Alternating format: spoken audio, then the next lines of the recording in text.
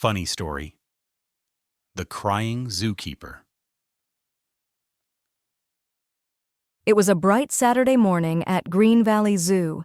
The sun was shining, the air smelled of popcorn and cotton candy, and the zoo was packed with families, children running around with balloons, and tourists snapping photos. In the elephant enclosure stood the star attraction, Jumbo, a massive, gentle elephant that had been in the zoo for many years. Everyone loved him. Kids pointed excitedly, couples took selfies, and even the vendors selling ice cream would stop for a moment to admire him. But then, suddenly, something tragic happened. Jumbo the elephant collapsed. With a heavy thud, he fell to the ground, raising a cloud of dust. The crowd gasped in shock. A zookeeper named Bob came running as fast as his legs could carry him. He saw Jumbo lying motionless, and without hesitation, Bob threw himself across the elephant's enormous body, hugged it tightly, and began to cry loudly. "Jumbo! Oh, Jumbo, don't leave me!" He wailed. The sound of his cries echoed across the zoo. Children watching from the fence grew quiet. Parents put their arms around them. Tourists lowered their cameras. Many people's eyes began to water. One woman whispered to her husband, "Look at that. The zookeeper loved this elephant so much. Their bond must have been deeper than family." Another man nodded solemnly. Yes. It's rare to see such genuine affection between man and animal. Truly touching. A group of students visiting on a field trip began writing notes for their homework.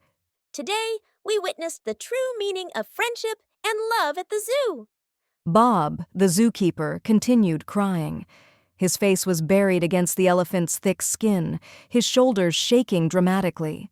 Tourists started taking pictures, not of the elephant but of Bob, because it was such a powerful emotional moment.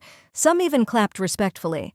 One shouted, "You're a hero, sir! A true friend to animals!" Bob cried louder. Why did this happen to me? His voice cracked with so much pain that the crowd was moved to the edge of tears themselves.